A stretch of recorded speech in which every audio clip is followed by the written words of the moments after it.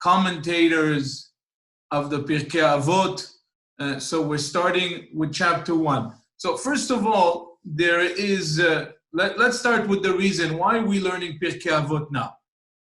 What's really, specifically at this time, there was a minhag, and there's a famous adage in the Talmud that says, Derech Eretz Kadma LaTorah.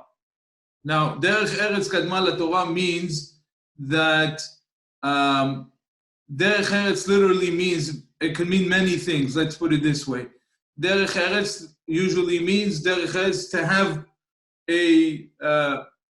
to have proper conduct and morale and to be ethical.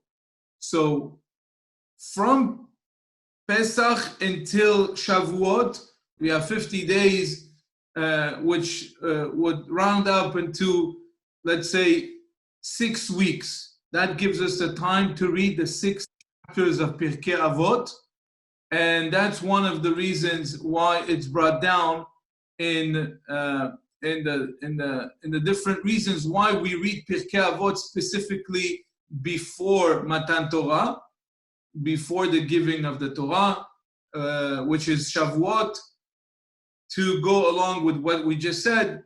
Derech Eretz, ethical and moral conduct, is before the Torah, implying Matan Torah, which is Shavuot. Therefore, this is where one of the reasons the minhag stems that we read Pirkei Avot during these 6 weeks or 7 weeks, which starts Shabbat after Pesach. As we know that that's when we read the Pirkei Avot, whether it's in a congregation. There are different customs on when exactly Pirkei Avot is read, and most Sephardic congregation, the Pirkei Avot is read or sang, I should say, even right after Shachrit, with the whole Kahal together. And some Ashkenazic minhag is to read it between Mincha and Arvit of Shabbat. So let's start. Rabbi, do they read the whole? They read the whole thing, or they read one section? Oh, so the Pirkei Avot is we read one chapter. There are 6 chapters in Pirkei Avot. Mm-hmm. Every week between the Shabbat that follows Pesach, that means right after Pesach, the next Shabbat, we start with the Pirkei Avot and we read one chapter. Then the second week, a second chapter, a third chapter, until we conclude with the 6th chapter right before Shavuot. So yeah, everybody reads basically one chapter every Shabbat, depending when. As I mentioned, those Sephardic custom is to read it Shachrit, and some Ashkenazic minhagim is to read it between Mincha and Arvit of Shabbat. Okay, so let's read together. I'll read and translate in English, and then we'll discuss about the different. We'll obviously have some questions, and we'll refer to some commentators if we need to.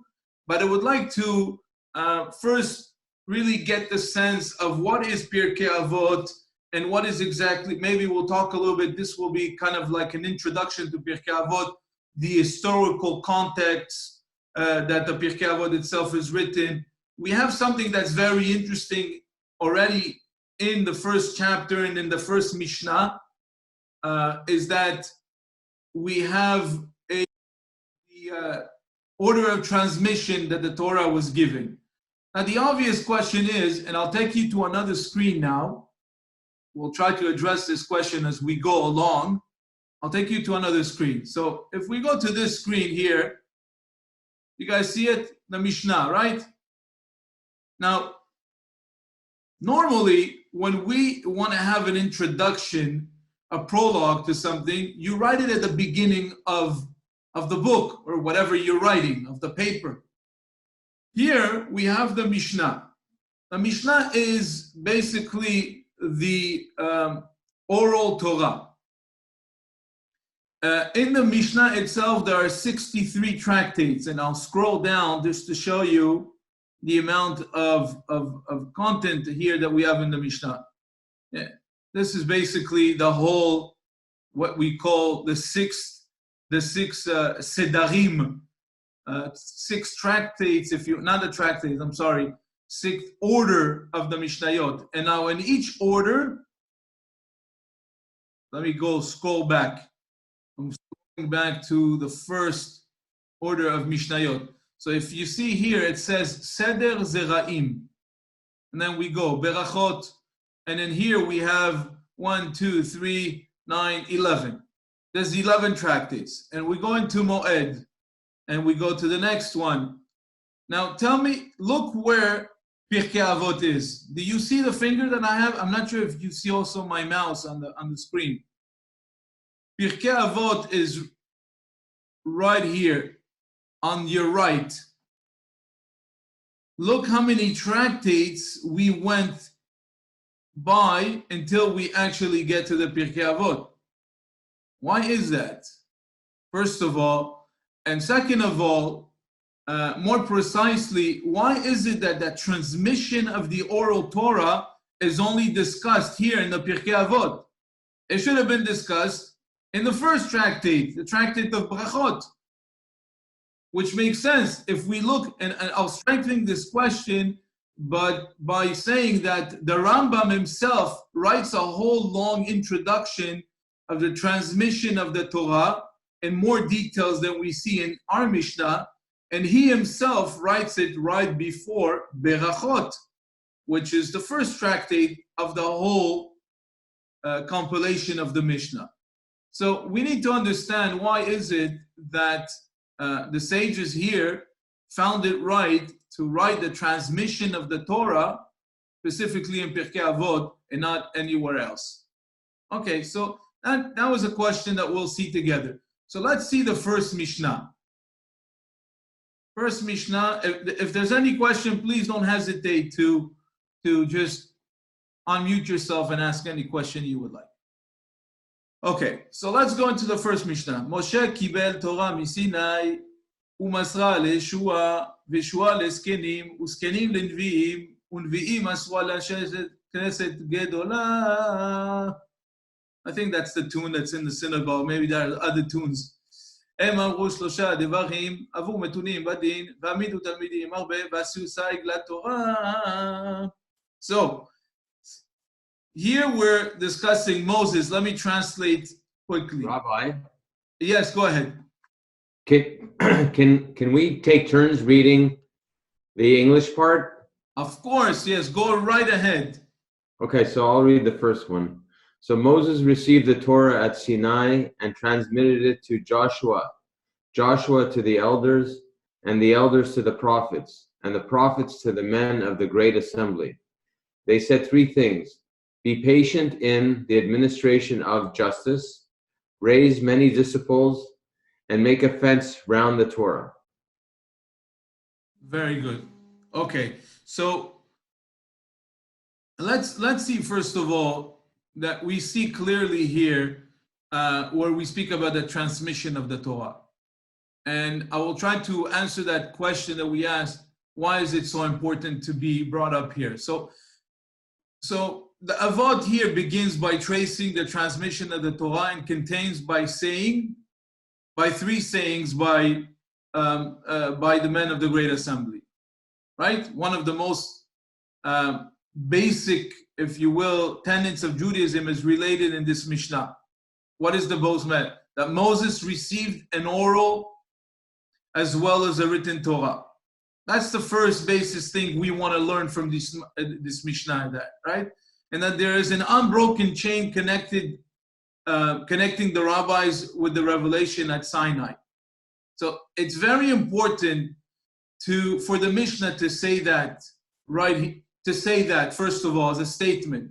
There's a great unbroken chain between the rabbis that are suggested here by Anshek, the Great Assembly, to Moshe, traces it back all the way to Moshe Rabbeinu, to Sinai, right? Therefore, the oral Torah observed and studied during this time of the Mishnah and subsequent generation as well is not the creation of human beings. This is what it's so important for the Mishnah to say that. Why specifically in Pirkei Avot we haven't really answered yet.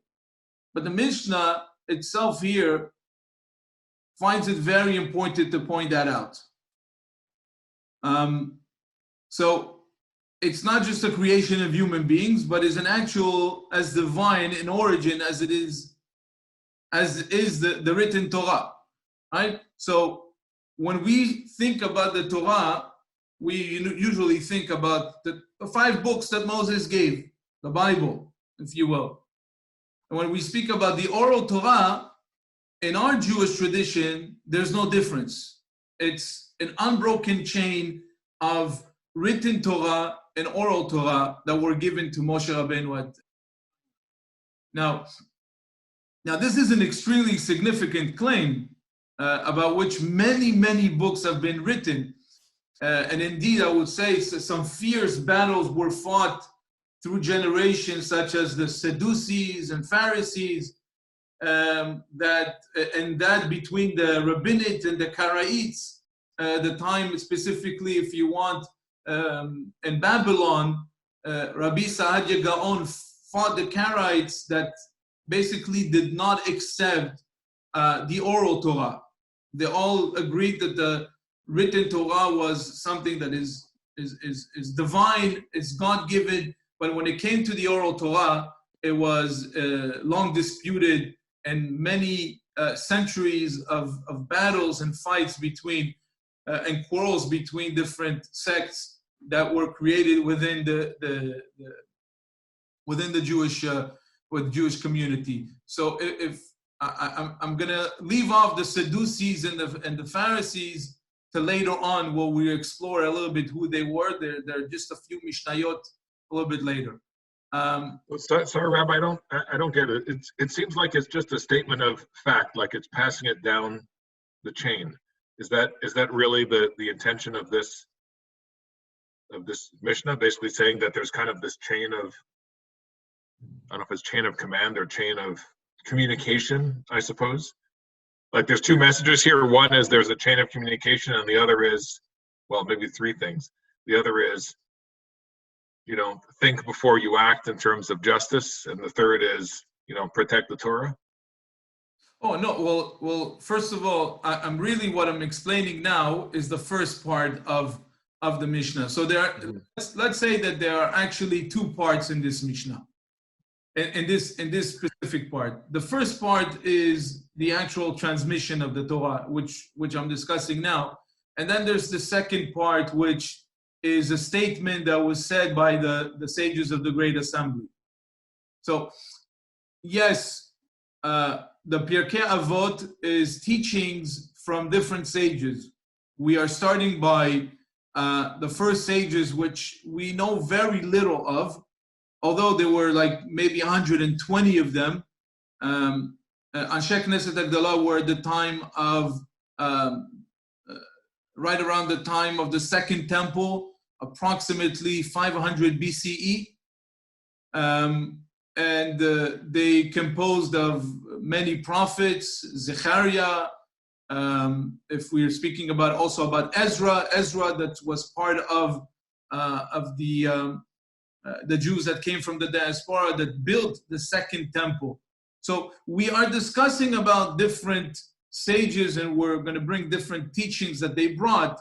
But the first part, what puzzles us is Moshe Kibel Torah Misinai. Well, we know that. Thank you. We all know that Moses received the Torah in Sinai. Why does it need to state it right here? This is why a lot of the commentators come to a conclusion that there is a much deeper message by just simply stating a fact that Moshe received the Torah in Sinai. Well, that's a given. And then the fact that he gave it to Joshua, we also know that. We know that because we read the Bible, and in the Bible it says clearly that Joshua was chosen by Moshe.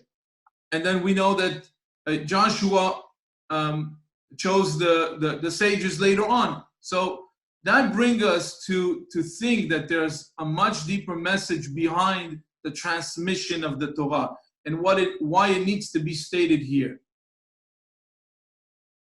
Can I ask a question, Rabbi? Yes, please. Okay, one of the things that seems to distinguish us from the rest of the other religions, I'm going to maybe put myself on the video. I was in the middle of eating, so I didn't want to show myself eating. One of the things that it distinguishes from the rest of the other religions is that Hashem gave us the Torah on Mount Sinai in front of all the Jews, all Am Israel, as against other religions, which, well, it is claimed that they're man-made, and there was no one there to witness anything. And the fact that we were there, Mount Sinai, and witnessed Hashem giving us the Torah, that is in itself is what makes us real or legit versus the other religions, which we tend to reject. And here we say it was transmitted to Yeshua. So either it was given to us directly from Hashem, or it was transmitted to Yeshua and then to the other elders. Where do we draw the line here? Ah, very good. Very good. But that's what brings us to the initial question that I was asking and I was trying to explain. That means that the written Torah, nobody has a question on. But how do we know that the Oral Torah was also given at Sinai? The Oral Torah was not given to the whole nation. The answer, just to cut straight to your question, the Oral Torah was not given to the whole nation as a nation in front of everybody. What did we receive from God directly? The 2 commandments, the two first ones. And then it was Na'aseh v'Nishma.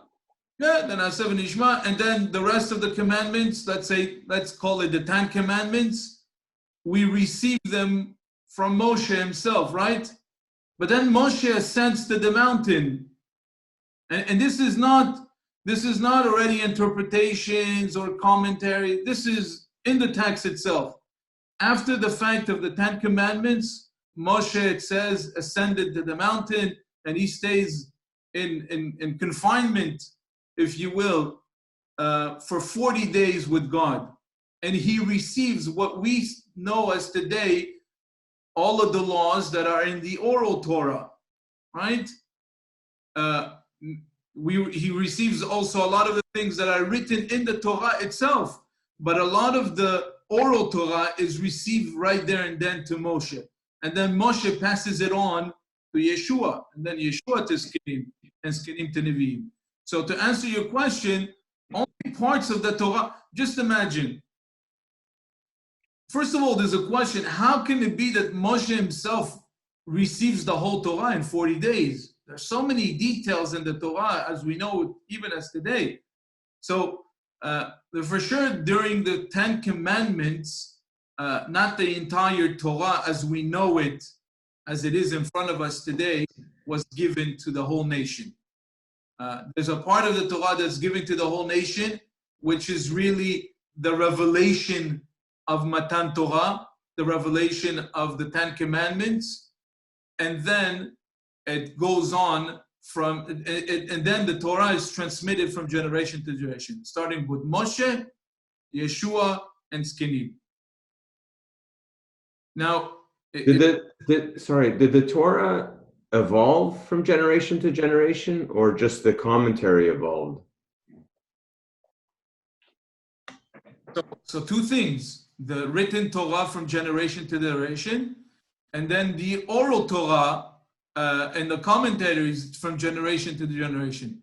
But so let's continue with exactly the train of thought that I wanted to convey here, and I think it's going to answer your question, David, and your question, Phil, because really the question is that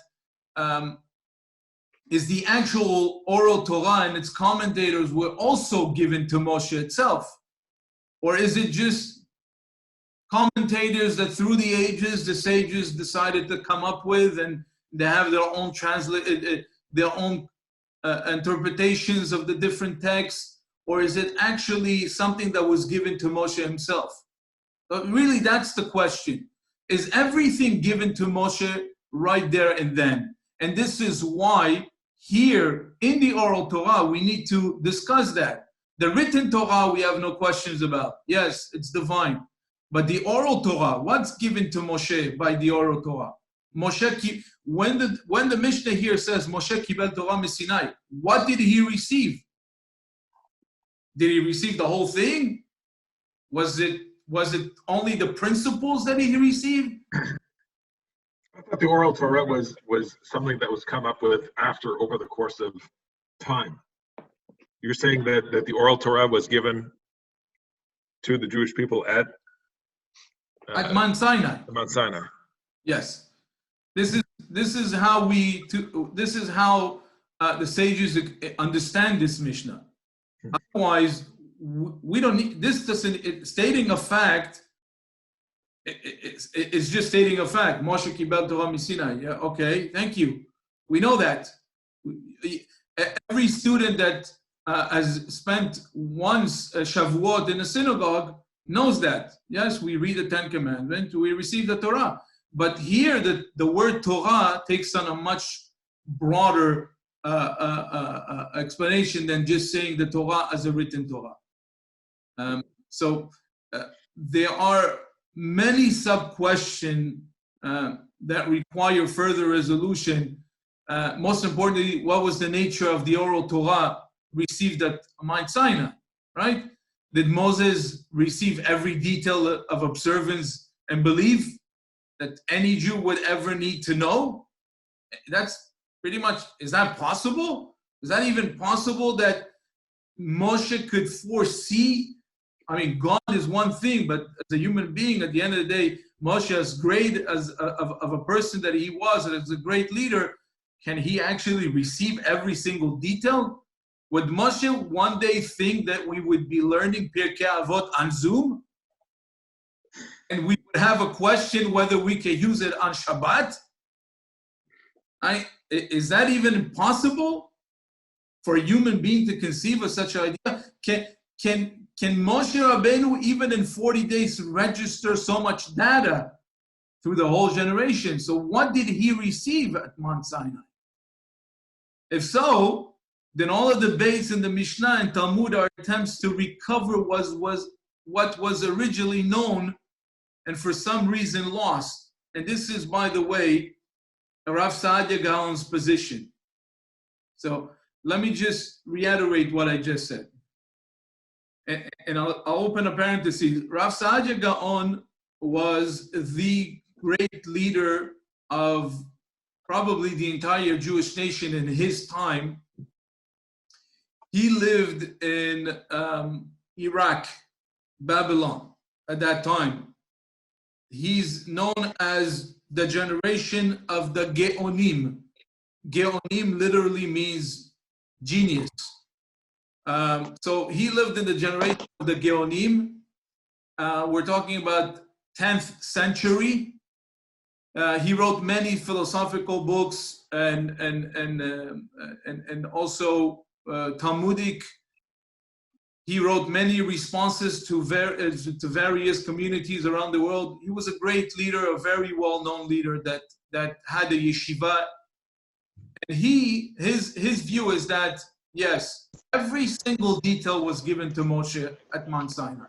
I don't know about the Zoom, but every single detail was given to Moses, but through the generations, I don't know how, but we kind of lost it. I mean, I could imagine how we lost it just on transmission, because it was an oral transmission, and for many generations, we were not allowed to write any of this.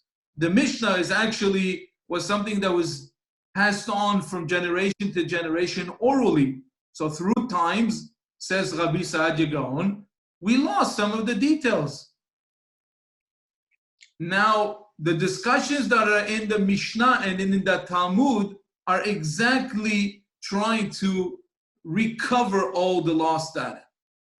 Everything that we have lost through the generation, the Talmud's attempt is to recover that. But according to him, every single detail that's in the Torah is found was given to Moshe Rabbeinu. Okay. Now, Alternatively, we were only the principle given to Moses and perhaps rules by which later Jews could create new laws that would have roots at Sinai, but not have been specified at Sinai. So, that means, if so, then the Mishnah and Talmud contain actual creativity in advancing and expanding the Oral Torah. So, this is basically the Rambam's position. The Rambam says, no, I disagree with that. What was given to Moses was only the principle by which we could deduce different laws. That means that the Torah has basic principles by which we could answer questions that arise through the different generations. That means that the actual detail of every single law was not given to Moses, but the principles were, meaning in potential, all the laws were there at Sinai, but only the principles are given to Moshe. Do we understand the difference a little bit between?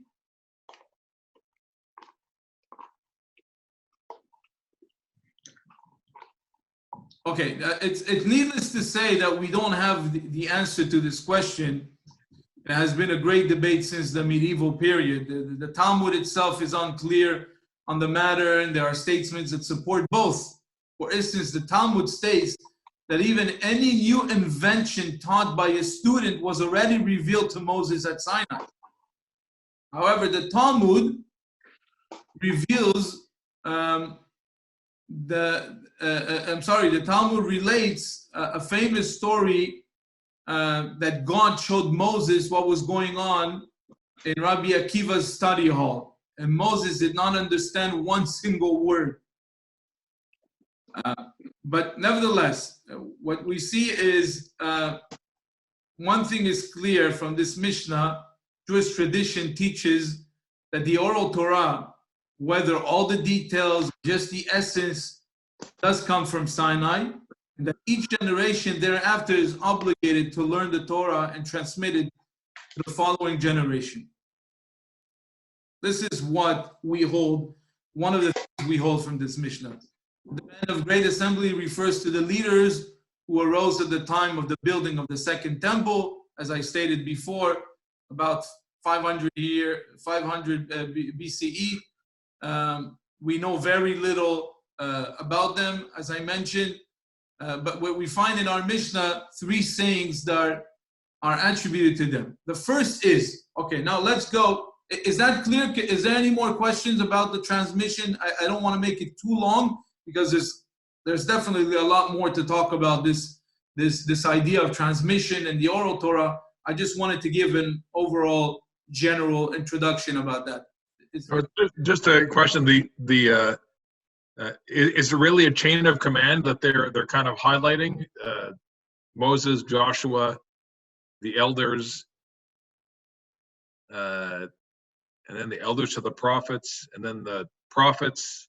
And there seems like there's a whole ranking system there. Is it just as it appears?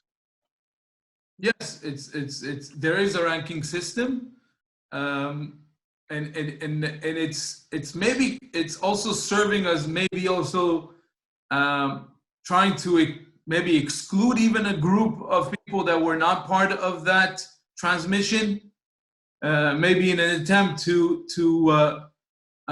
really point out who was really part of their transmission. If I don't want to expand too much on this, but I'll give you an example. Why aren't the Kohanim here? I don't know if I ever rose this question. I don't know if I ever discussed this question. So we know that the Kohanim and the Leviim, let's say the tribe of Levi, why are they not here? Would they be the elders? No, the elders were the time of Joshua. The elders were really already at the time of Moshe Rabbeinu. If you remember, there was a verse where where Yitro, if you remember the whole story, where the Yitro comes and he sees Moshe Rabbeinu standing all day and basically doing the whole job of taking care of the whole nation, and Yitro tells him, you can't do that. What, you're going to be the only judge? You have to appoint some people to help you. And then Moshe Rabbeinu, Moses chooses a group of elders that from then on will help him bring all the laws and serve as judges and so on. So the elders exist way before. They're around at the time of Moses. And then when Yeshua passes on, there's not one single person that is chosen, but they're the elders as chosen already by Moshe Rabbeinu. So no, the elders are not included. But I know you're probably trying to go somewhere, and we keep. No, stopping. I'm not. I would love to have a discussion right here. Go ahead. So so it goes from Joshua to the elders, and then from the elders to the prophets. But who are I know who the prophets are, but are these prophets that are alive, or are these prophets that sort of? Oh, okay. So let me give it an historical background. And then while you're at it, then who are the men of the great assembly, kind of thing? Thank you. Yes, definitely. So let's say like this. So Moshe, we know who he is, and then Yeshua. Now, after Yeshua starts a whole generation of let me put it into context of years. I'm sorry, I don't remember all the years in common era, but I'll say it in the Jewish calendar, and I'll see if you're able to follow me. So, in the Jewish calendar, Matan Torah, the giving of the Torah, is in the year 2448. Just to put it in the context of year. 2448. 40 years the Jewish people are in the desert. They come into Eretz Yisrael, 2488, 40 years later. It's not Moshe that comes in, it's Joshua. Joshua lives only for 14 years. It takes him 14 years to conquer the land and then divide the land. 7 years to conquer, 7 years to divide the land into everybody into their the different tribes and their respective piece of land. Let's put it this way. So what year are we holding? 88 plus 14, 2502. Now, after Joshua, there's a whole generation. If we look in the Bible itself, there's of judges. So we have the 5 books of Moses, the book of Joshua, and then starts the book of Judges. If you notice, the judges are not here. In the transmission, the judges are not here. And this might answer your question, Phil. Why are the judges not here? There's approximately 300 years of judges.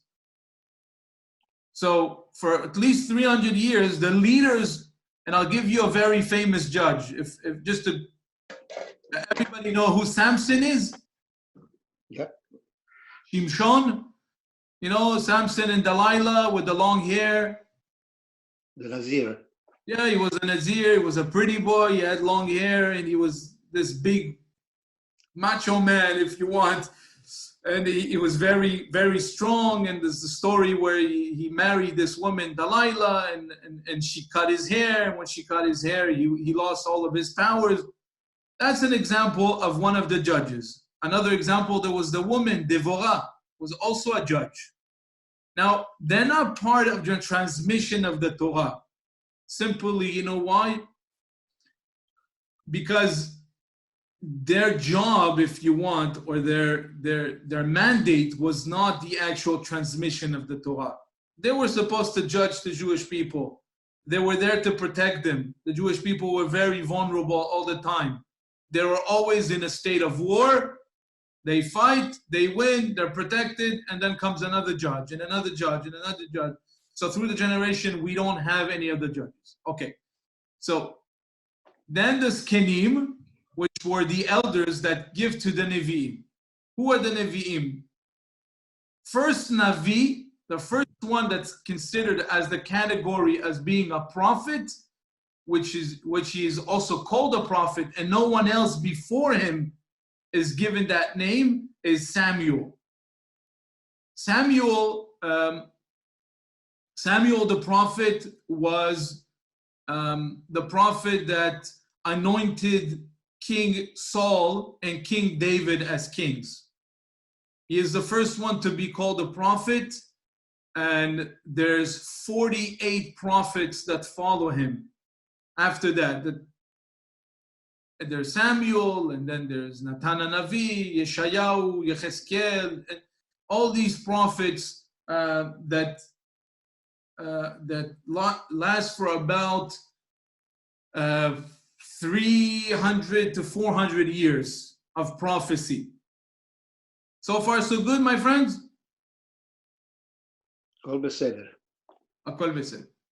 Now, the last generations of prophets, the last prophet is when we get to Anshe Knesset Agdola, the people of Great Assembly.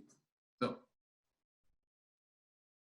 the last prophet that saw the destruction of this first temple, yes, and we're still talking about a time where the Jews were in Eretz Israel, in the land of Israel, after constructing the first temple. Jeremiah the prophet is the one that prophesizes the destruction of the first temple. And unfortunately, he is a witness of that destruction. After that destruction, the Jews were exiled to Babylon by the great king, infamous king, I should say, at least in Jewish history, Nebuchadnezzar. Nebuchadnezzar destroys the first temple and brings to the diaspora of Babylon a big part of the Jewish people. And they all moved to Babylon. Some of them are scattered in Persia, Babylon, and this exile lasts for 70 years. After 70 years, Ezra, which lived, by the way, the conclusion of this 70 years, just to give you a reference and something you well know, 70 years later is the miracle of Purim. A whole story of Purim and Persia with Esther and Mordechai, and the whole story is at the conclusion of those 70 years in exile, what we refer to as the Babylonian exile. Okay? So after those 70 years, Ezra, which lives in Babylon, and Nehemiah, which live in Persia, want to materialize the prophecy of Jeremiah that says that the Jewish people will only be exiled for 70 years. And after 70 years, they will come back to their land. While coming back to their land, they will rebuild the second temple. The second temple starts to be rebuilt by Nehemiah, which gets the authorization and the blessing of the king of Persia. Darius, not Achashverosh, but the son of Achashverosh and Esther, Darius II.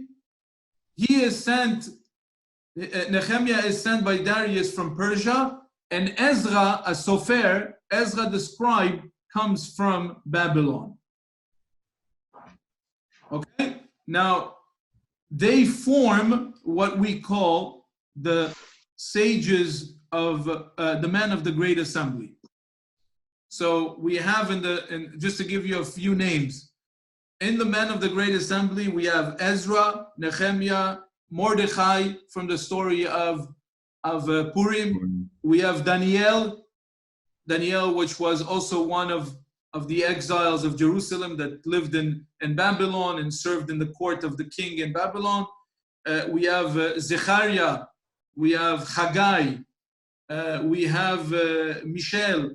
We have about 20 prophets, more or less, within this great assembly, which is called Anshe Knesset Agdola. Okay. Wasn't that the Sanhedrin, Rabbi? Was it not referred to as the Sanhedrin? Oh, or was that something different? So of course, so what's the importance of Anshe Knesset Agdola? So yes, you're right, Albert, that Sanhedrin is referred to the great Jewish court, if you want, but the great Jewish court usually only comprises of 71 people.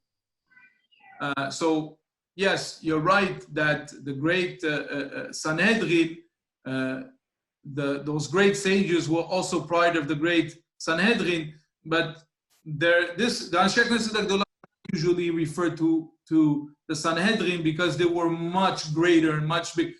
The impact of Anshe Knesset Agdola is basically everything that we know as Judaism today, my friends.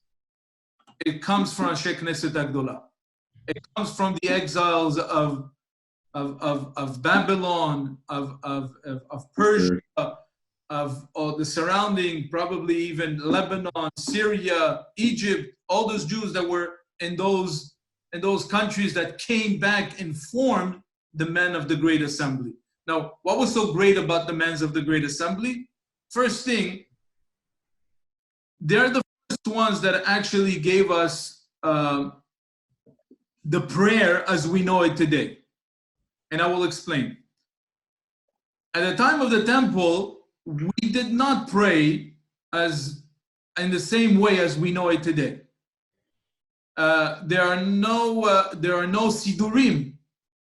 There are no blessings as we know, like all the blessings that we say, Baruch Ata Hashem Elokeinu Melech HaOlam, that was compiled and composed by Anshe Knesset Agdola. All the blessings, I'm talking about the blessings that we do before we eat, the blessings that we do before we do a mitzvah, the blessing that we do before anything. It all came from Anshe Knesset Agdola. They are the one that gave us all those blessings and those prayers. Why? What is the reason why they composed all those blessings? Is because most of the Jews coming back from different exiles did not know so much to pray, whether because they didn't speak Hebrew, they spoke Babylonian, they spoke Persian, they were not so familiar with the prayers in the Hebrew language. And so sorry, hang on a second. You said there was no prayer before they created prayer.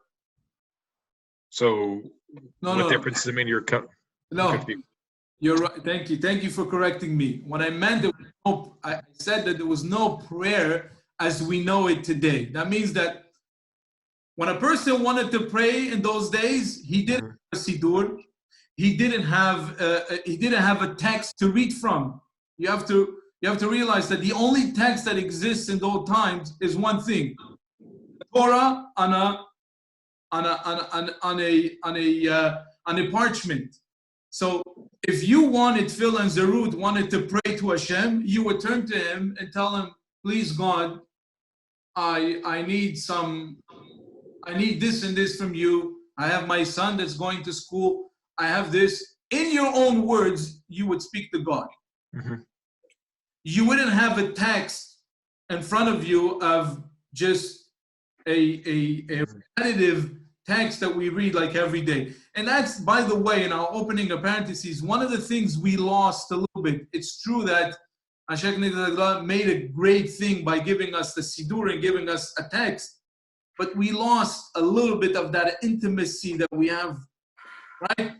By turning to God on a personal level and asking him, God, I need this. Can you please help me with that? Can you do this for me? Whatever it is, turning to God in a more personal level than turning to God from a text, which makes it more impersonal and repetitive every day you have to pray, right?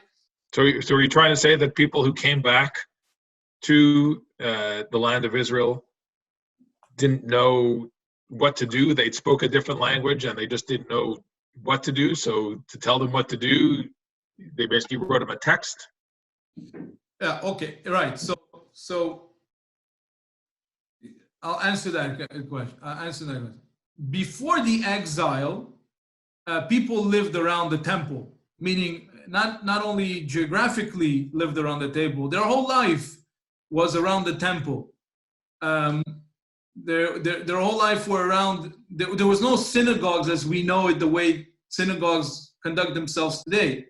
Right? So when they were exiled, they lost. I mean, exiled 70 years is how many generations? Okay, there's a debate on what's considered a generation. Let's say a generation is 25 years or 30 years. So within 2 or 3 generations, their children were either lost, assimilated, lost completely the Hebrew language, although they always had this great desire, to come back to the state of Israel, but they lost basically everything that they knew as what Judaism is. And I remind you that there was nothing that really kept them together, because the whole idea of a synagogue maybe only started around that time. What keeps us together? We reunite where? Where do Jews reunite now? Community life is around the synagogue. So by taking away the temple, there was a great vacuum, a great devastation. They were exiled into a place where there's no synagogue. Today, if you're in exile and somebody tells you, okay, you have to go somewhere in Singapore, you can still find a Jewish community in a synagogue. You imagine an exile from a temple that was basically your whole life to a country that has no Jewish communities, no centers, no synagogues. After a few generations, they lost everything, unfortunately. So when they come back, the men of Great Assembly want to establish community life. They want to restore community life. So how are they going to do that? So we're going to go to the Torah and we're going to go to the synagogue, and this man is speaking in Persian. This guy is praying in Babylonian. This one is praying in Lebanese. This one in Egypt. How are we going to get everybody together? So we have to establish a text, a language that is used inside centers, inside the synagogues, inside the temple, which is equal to everyone. And that's why Sheikh Nasir Gadala says, okay, you don't know how to express yourself to God. You don't know what to say. You don't know how to say it. You don't know what kind of language to use. We'll help you. We made a text which just expresses all of the, because if you look at the prayers in the Siddur, it expresses probably everything that a person could ask for if you want from Hashem, whether it's good health, whether it's parnasah, whether it's coming back to Zion. So they put together texts for everyone that would be equally in the language of Hebrew and that could express everybody's needs in a text that's equal to everyone and everybody can read from it. Yeah, so that was to answer your question. Thank you. So the great men, the men of a great assembly, have an impact on what we know as Judaism today.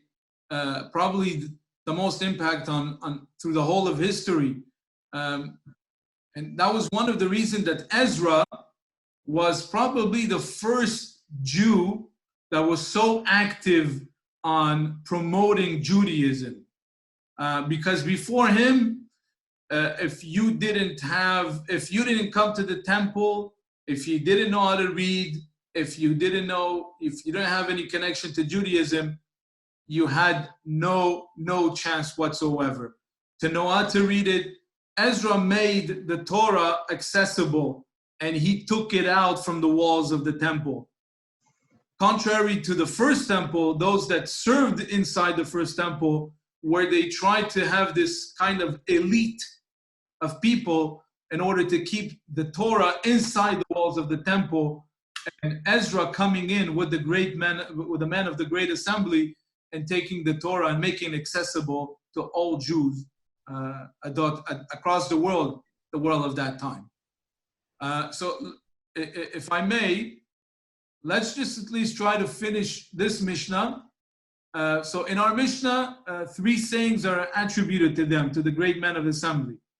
The first is that judgments should not hastily be delivered. This has also been interpreted to mean that even in a case that has come before a judge 3 or 4 times before, he must examine it closely. Why? Because perhaps he will find a new angle that he had not before noticed. So although this really seems to speak to judges or people that have to make decisions, whether not to make a hastily decision, and the case where even if I know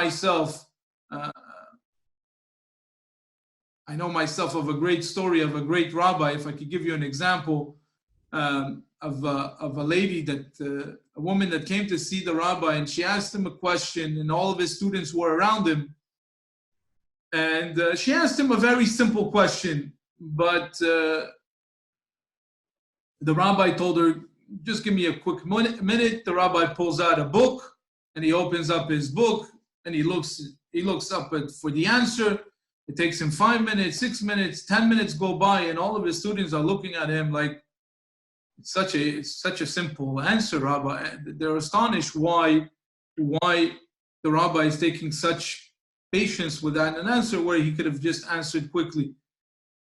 So when he closes the book, he gives her the answer. The woman walks out. She's happy. She's happy with the answer that the students asked him, Rabbi, why? What's the deal? Why did you take such a long time? We could have answered that answer. He says, I'll tell you first thing. When you hear first of all, when you hear a question, and although you've heard this question many times, it could be that the 3rd or 4th time there's a different angle, and you have to look back into the book. And second of all, if you make people feel like they don't have valid questions, and that you can answer your questions so easily, they might be embarrassed to come back next time, and they won't ask you a question again. So when you show that it's a good question, and encouraging people to come to you and open the book and make them feel like their question is valid and it's a good question, people will not be hesitant to ask you a question when it's really important to look inside the book. So I think this is really, although might be speaking to judges or to rabbis or people that have to make their decisions, I think this could be applied easily to all of us, that, one should not judge so easily, not judging people, and to try to see if there's a different angle where there's something that we didn't notice the first time, and we can notice maybe the second time. Although it may seem obvious that a teacher should seek many disciples, because as we see the second part, right? What was the second thing that the great man of assembly said? Ve'amidu talmidim arbe. Raise many disciples. So although this might seem very obvious, it wasn't always like that through the generation. Not all the rabbis thought so, particularly Bet Shammai, which was a very strict house. Bet Shammai was a great sage of the Mishnah. We're going to learn about him a little bit later. And Bet Shammai was his house of studies. And so too Rabban Gamliel, which we'll also learn about a little bit later, were known for not allowing those whom they deemed disqualified to participate in the discussion of study halls. According to these sages, not everybody could come into the study hall and learn. And therefore, here the Anshe Knesset Agdolah, to disqualify or this idea of not allowing everybody to learn, the Mishnah emphasizes that students should be encouraged to continue to learn, even if he is not perfect. So this is something that Anshe Knesset Agdola also encouraged, to accept students and to enlarge the scope of studies. Okay, now what's the last one? Make a fence around the Torah. Making a fence, what does that mean?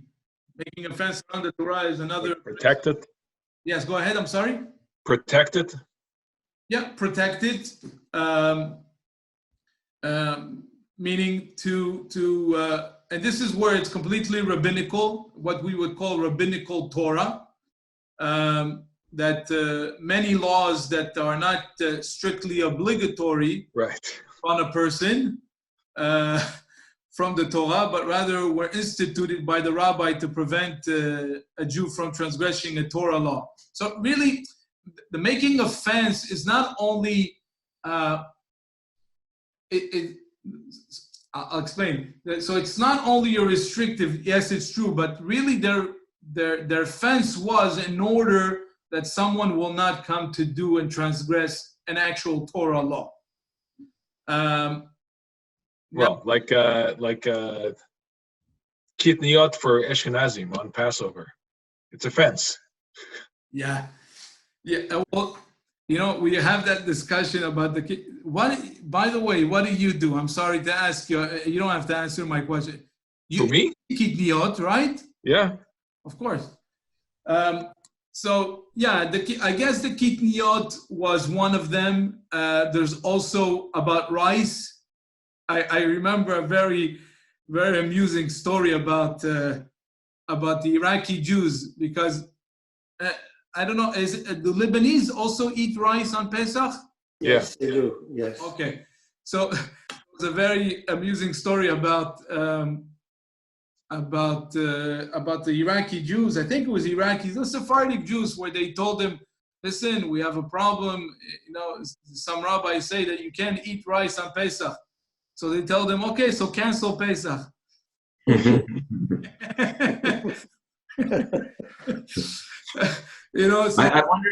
I wonder if that's a drawing point to get someone, say Ashkenazi, to marry somebody Iraqi or Lebanese, because then they can eat more stuff on definitely a selling point. Definitely. Listen, having rice, for Jews not having, for Sephardic Jews not having rice on Pesach, that's the whole Pesach. I mean, that's exactly. What else are we going to eat? What else are you going to eat? That is Pesach. That's rice every single day, or almost at least every single day. So, do you eat rice, Rabbi? I'm sorry? Do you eat rice? You know what?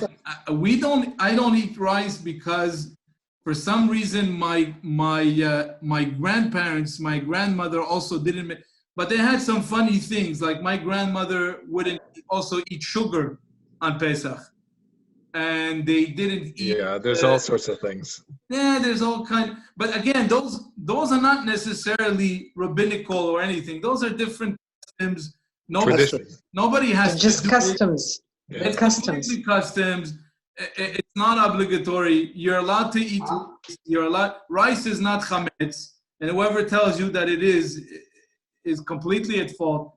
Rice was accustomed to eat, and some communities didn't have a custom to eat it because they thought that maybe it was a little bit too hard to clean. But today, let me put it this way: when people went into the market in those days and they would get rice, they would get it in big bags, right? So they were concerned maybe some of the wheat would be mixed up. It was sold in vrac, on va dire comme ça. But today we don't get rice in such a way.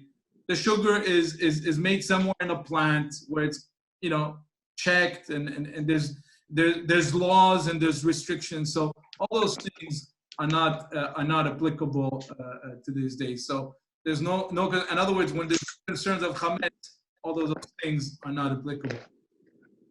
Rabbi, I have to go. Yeah, I think. I just want to give you a little feedback. Yeah. I really, really enjoyed this session, Thank you. and I learned a lot.